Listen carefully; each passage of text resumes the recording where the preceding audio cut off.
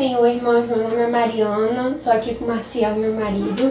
Nós viemos hoje falar um pouco para os irmãos a respeito da lição de número 2 da nossa revista de escola dominical. Nós usamos a revista da Betel e eu espero que os irmãos entendam, eu espero que os irmãos gostem. E essa lição veio a calhar porque ela vai ser transmitida no domingo de Páscoa e ela fala a respeito de Jesus Cristo e missões nos Salmos. E o interessante é que os salmos, eles abordam uma linguagem um pouco diferente. Eles são recheados de tipologias e de profecias. Amém. Vou deixar um texto aqui para os irmãos explicando um pouco isso e dando exemplo, que se encontra em João 5, João capítulo 5, Evangelho de João, versículo 39, que diz assim, é o próprio Jesus falando, no contexto, Jesus falando aos fariseus que interrogavam ele, que questionavam ele. E ele diz assim, examinais as Escrituras, porque vós cuidais ter nelas a vida eterna. E são elas que de mim testificam. E não quereis vir a mim, para terdes a vida. Então, o que Jesus está exortando nesse texto? Ele diz que os fariseus, que os doutores da lei, examinavam o Antigo Testamento, achando que iam encontrar na lei, nos profetas, nos salmos, a vida eterna. Mas o que eles não entendiam é que o Antigo Testamento testificava de Cristo. O Antigo Testamento apontava para Cristo. Como o Marcial explicou, eram figuras, eram tipologias, eram profecias que se cumpriram e que vão se cumprir em Cristo. Se cumpriram na sua primeira vinda e vão se cumprir na sua segunda vinda. O curioso é que, quando nós lemos Mateus 21, do verso 15 ao 16, os fariseus, os doutores, reclamaram com o Senhor. Ele tinha acabado de expulsar os cambistas do templo, reclamando porque as criancinhas e os meninos estavam louvando e dando glórias, hosana ao filho de Davi. E Jesus fala para ele, vocês não leem o que foi escrito nos Salmos? Se referindo ao Salmo 8, verso 2, que fala que as crianças da boca das crianças sai o perfeito louvor. Mas por que isso? Porque os judeus, os doutores, o método de interpretação bíblica deles era um literal. Então eles tinham dificuldade de entender as tipologias. Por isso que no Novo Testamento nós vemos Jesus falando algo e dizendo, isso é para se cumprir o que disse o profeta tal, para se cumprir o que está escrito no lugar tal, apontando para onde estava a tipologia do que está acontecendo, para que eles olhassem e tivessem o Antigo Testamento como base. Então eles tinham essa dificuldade. Por isso que eles rejeitaram o Messias. E é importante, nós entramos nisso antes de entrar de fato na lição, porque é importante que os irmãos entendam isso, que nesses salmos que nós vamos abordar, que são o Salmo de número 2, o Salmo de número 22 e o Salmo de número 110, depois os irmãos leiam na íntegra em casa, leiam os tópicos da revista, porque esses salmos falavam a respeito de Cristo, eram salmos de Davi, foram revelações dadas a Davi pelo próprio Deus a respeito do Messias que iria vir e da sua obra e do que ia acontecer com ele. O nosso texto áureo se encontra em Salmo 22, verso 1. Deus meu, por que me desamparastes? Por que te alongas das palavras do meu bramido e não me auxilias? Amém, meus irmãos? Meus irmãos acompanhem em casa, leiam também a verdade aplicada. Agora nós vamos entrar na lição, tópico 1, amém? Isso. Que é o Salmo 2, que é o nosso texto de referência. O tópico 1 fala a respeito do Salmo 2. Nós não vamos ler toda a revista, os irmãos leiam em casa, porque os irmãos têm acesso a esse material. Nós só vamos entrar direto no texto bíblico e vamos apontar os tópicos da revista dentro do Salmo. Então, no Salmo de número 2, nós fizemos uma divisão para que os irmãos entendam melhor, e o Marcial vai falar um pouco a respeito dessa divisão e do que o Salmo de número 2 trata. Porque no nosso tópico 1 é profecia nos salmos messiânicos, isso. A revolta do povo contra o ungido é o 1.1, o 1.2, o triunfo do Filho de Deus, 1.3, o reinado do Filho de Deus. Isso trabalhado dentro do Salmo 2. Então, essa nossa divisão didática que nós fizemos, acho que fica mais fácil da gente entender, né? Sim. No verso 1 ao verso 3, se acompanha em casa, nós vemos a rebelião do povo, as nações se amotinando contra o Messias. do verso 4 ao 7, nós vemos uma certa resposta de Deus em relação a essa situação. O salmista diz que Deus iria rir, né, sobre o que os homens estavam fazendo. E do verso 8 ao verso 12, o salmista trata o Messias vindo como rei vingativo que esmagaria as nações. Sim, no versículo 1 diz assim, para os irmãos acompanharem e entenderem a divisão que nós estamos fazendo. Por que se amotinam as gentes e os povos imaginam coisas vãs? Os reis da terra se levantam e os príncipes juntos se mancomunam contra o Senhor e contra o seu ungido. Então fala exatamente a respeito disso, a respeito de uma profecia de quando os reis da terra, os líderes da terra, se reuniriam contra o ungido e contra o povo de Deus. E é interessante a passagem que a nossa lição nos dá como uma referência. O Marcial vai ler essa passagem em Atos 4, 25. É uma referência porque nós entendemos quando nós lemos a palavra de Deus que existem camadas de revelação. As revelações elas vão acontecendo ao longo do tempo. Então, esse texto de Atos, ele fala de uma parte, de um início de quando isso começou a acontecer. Já na época de Cristo, que os príncipes daquela época, os príncipes judeus, os doutores da lei, não aceitaram a pregação de Jesus e se reuniram e se revoltaram contra Cristo e contra os seus discípulos. Isso. E esse texto que dá no tópico 1, essa referência, Atos capítulo 4, pode ler o versículo 24 também, mas eu vou ler o 25, diz assim: que disse pela boca de Davi, teu servo, porque bramaram as gentes e os povos pensaram coisas vãs. Pedro percebe, ele identifica o início dessa profecia no seu tempo. Porque se nós lermos o Salmo, diz ainda que ele vem como rei. Só que aqui não, Pedro só relata o momento da perseguição, que ele se refere ao Salmo 2. Então Pedro identifica o início desse cumprimento no seu tempo, quando aconteceu a perseguição contra Cristo e contra os apóstolos e contra a igreja que estava surgindo, tanto que a igreja foi dissipada e o evangelho foi sendo propagado pelo mundo. Só que a outra camada de revelação desse salmo mostra algo que ainda vai acontecer à frente do nosso tempo, quando Jesus vier, quando Jesus voltar. Vai estar acontecendo exatamente isso. Povos e nações, não de uma forma territorial, mas de uma forma globalizada, se voltando contra o povo de Israel e contra o Messias. E aí Jesus volta para destruir esses povos que se voltaram contra ele. E aí nós entramos na segunda divisão, né, amor? Do 4 ao 7, que é uma resposta de Deus. Onde diz assim o Salmo: aquele que habita nos céus se rirá. E o Senhor zombará deles, então lhes falará na sua ira, e no seu furor os confundirá.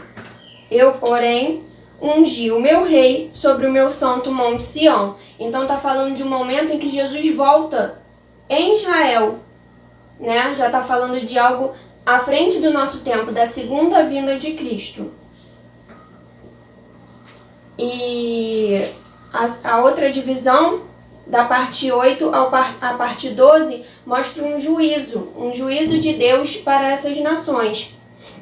E uma coisa também que nós separamos, que é interessante falar, que eu queria apontar também, no versículo 12, diz assim: beijai o filho, para que se não ire, e pereçais no caminho, quando em breve se inflamar a sua ira. Bem-aventurado todos aqueles que nele confiam. Então esse salmo está tratando exatamente disso, de um juízo que vai vir para as nações que tiverem contra o povo de Israel na grande tribulação.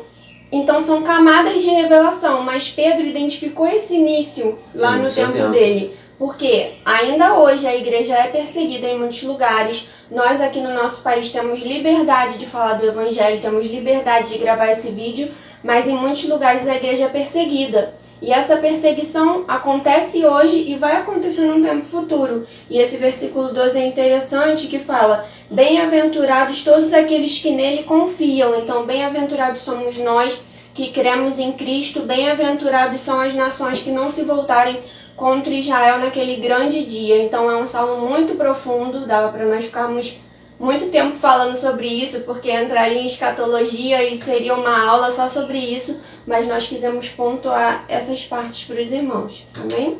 Lembrando, resumindo, o Salmo 2, na maior parte dele, ele trata o Messias como o rei vindo, que vai esmigalhar as nações.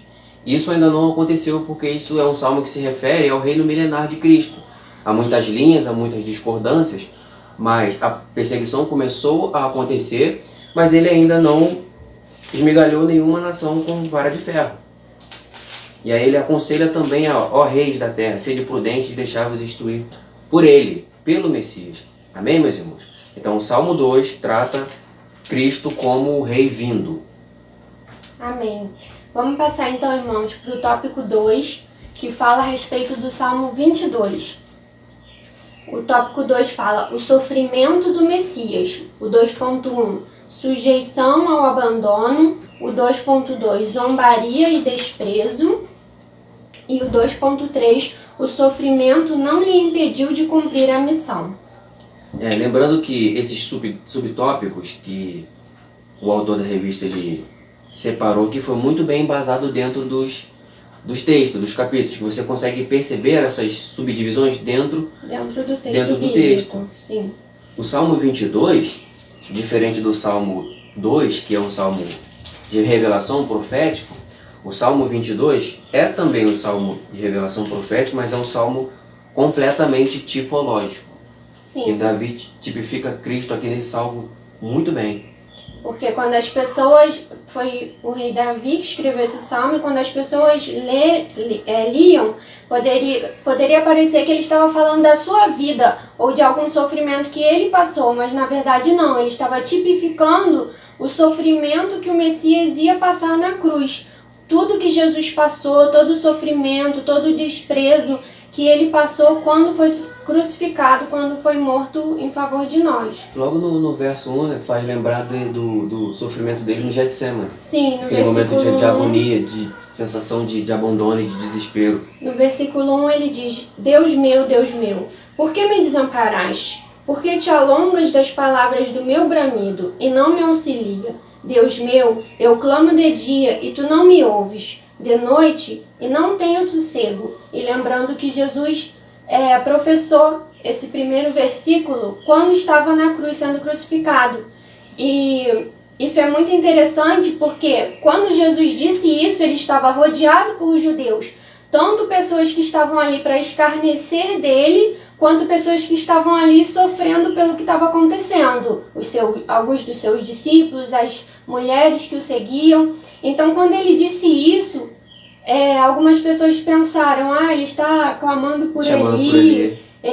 Mas não entenderam que Jesus estava querendo que eles fossem ao Salmo 22, que eles se lembrassem que isso estava escrito no Salmo 22, Deus meu, por que me desamparaste? E que eles lessem, que eles entendessem que o Salmo 22 estava se cumprindo ali, na vida de Cristo. Não só o Salmo 22, mas como o Salmo 69 também, é extremamente tipológico também e messiânico. A respeito da crucificação. Porque todo aquele cenário que estava acontecendo na crucificação foi profetizado, foi tipificado lá atrás. Então a intenção deles era fazer justamente isso, para que eles enxergassem. Para que eles enxergassem que tudo que foi profetizado e toda a tipologia do Antigo Testamento, o Cordeiro sendo sacrificado, estava acontecendo ali na vida de Cristo. E nós vemos que ele fala essas palavras no versículo 1 e 2, no versículo 3 e 4 e 5, ele demonstra uma confiança em Deus, porque Jesus sabia de tudo que ele ia passar, Jesus sabia do sofrimento que ele ia passar na cruz, tanto que ele orou no Getsemane, ele sofreu toda aquela agonia, mas ao mesmo tempo ele tinha confiança dele em Deus, ele sabia que a morte não podia o vencer. Ele sabia que ele não seria assassinado, mas que ele estava se entregando em favor da humanidade.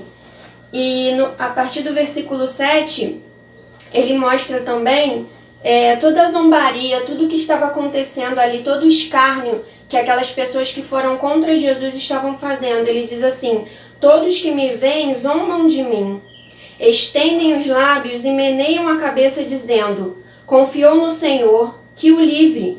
Livre, pois nele tem prazer. Então as pessoas falavam isso para ele. Dá referência, amor. Antes da gente trabalhar esse ponto, de uma forma didática, como é que nós dividimos o Salmo? Do verso 3 ao verso 13, é a declaração dele confiando em Deus e sendo desprezado. Do verso 14 ao 23, o salmista narra a crucificação em si, toda a cena da crucificação. E do verso 24 ao verso 31, é ele reto, ressurreto e vitorioso. E dentro dessa divisão, acontecem algumas coisas como ela acabou de falar, como a Mariana acabou de explicar. Porque nós queríamos mostrar que tudo que está acontecendo aqui no Salmo 22, que foi algo profetizado no passado pelo rei Davi, aconteceu de fato na vida de Jesus, e nós podemos ver isso no Novo Testamento.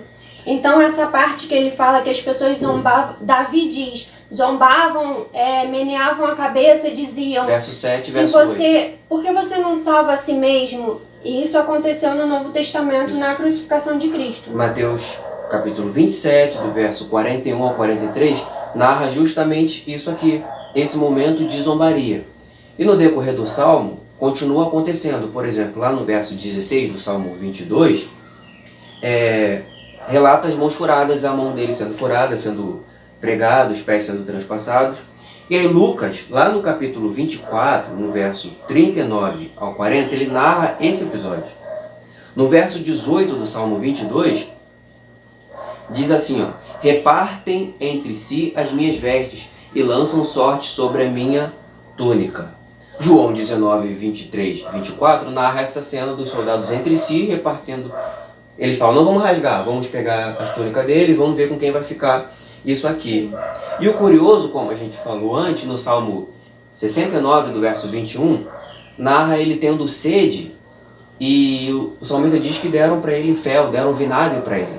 E aí quando nós vamos lá para a Bíblia, lá no Novo Evangelho, João 19, do verso 28 ao verso 30, o texto diz mais ou menos assim, e só para se cumprir o que estava escrito, Jesus disse, tenho sede. E aí os soldados pegaram aquela esponja e deram o vinagre para ele. E aí ele disse, está consumado. Então nós percebemos, irmãos, nesses versículos do Salmo, uma revelação de tudo que Jesus ia sofrer na crucificação. E uma coisa muito interessante de nós pontuarmos agora, queria que os irmãos se atentassem ao versículo 24, que nós não vamos conseguir ler tudo, diz assim, o versículo 24 do Salmo 22, porque não desprezou, nem abandonou a aflição do aflito, nem escondeu dele o seu rosto. Antes, quando ele clamou, o ouviu. E esse versículo, irmãos, é um versículo chave, muito importante, porque nós vemos às vezes pregadores dizendo que Deus abandonou Cristo na cruz, que quando Jesus estava na cruz, Deus virou as costas para Jesus, Deus não olhou para Jesus. Só que Deus, irmãos, Ele é onisciente, Ele está em todos os lugares. Cristo é Deus, então como Ele vai abandonar a si mesmo? E quando nós lemos o versículo 24, Deus não desprezou, nem abandonou a aflição do aflito. Davi estava dizendo isso e por revelação falando a respeito de Cristo, porque na verdade nós lemos que esse salmo ele tipifica todo o sofrimento de Cristo, mas a partir do verso 24 ele mostra que Jesus não foi perdedor na cruz, se é que eu posso dizer assim, mas Jesus foi vitorioso. Jesus na cruz ele se entregou para vencer a morte e não para permitir que alguém o matasse. Então, Jesus ressuscitou. Na verdade, ele deu, né? Que ele fala que ele se ninguém entregou, toma, ninguém podia tirar a vida dele. Ele se entregou, mas ao terceiro dia ele ressuscitou. É por isso que nós comemoramos o domingo de Páscoa, porque ao terceiro dia Cristo ressuscitou. E nós vemos, a partir do versículo 24, exatamente isso, falando a respeito da vitória de Cristo, falando a respeito da ressurreição de Cristo, da sua vitória sobre a morte. Isso, exatamente. Amém? Tópico 3, meus irmãos. O tópico 3, ele trabalha com 3 salmos. Salmo 67 e Salmo 17, que são salmos de louvor. Nós vamos trabalhar mais com o Salmo 110. Porque no tópico 3 diz o seguinte, sacerdócio real e os salmos missionários. Vamos abrir no Salmo 110 rapidinho. Salmo de número 110. Diz o seguinte: E disse o Senhor ao meu Senhor: Assenta-te à minha direita, à minha mão direita, até que ponha os teus inimigos por escabelo dos teus pés. Nós vemos isso se cumprir lá em Mateus 22, verso 44. Jesus rebate os fariseus, fala para ele: se o Cristo é filho de Davi, como é que ele diz: se assenta o Senhor? Se diz ao meu Senhor: se assenta o meu Senhor à minha direita. É mais ou menos isso? Sim, porque mais uma vez os fariseus estavam interrogando Jesus e querendo achar em Jesus alguma falha. E o que eles ficavam odiosos é que eles não conseguiam achar nas palavras de Jesus falha alguma. E aí eles interrogando Jesus, e aí Jesus resolve interrogar eles e fala: quem vocês acham que é o Cristo? E aí eles dizem: filho de Davi. E aí Jesus diz: mas se ele é filho de Davi, então como no Salmo 110, o próprio Davi disse o Senhor ao meu Senhor: assenta-te à minha mão direita, até que ponha os teus inimigos por escabelo dos teus pés. Então Jesus disse: se ele é filho de Davi, por que Davi o chama Senhor?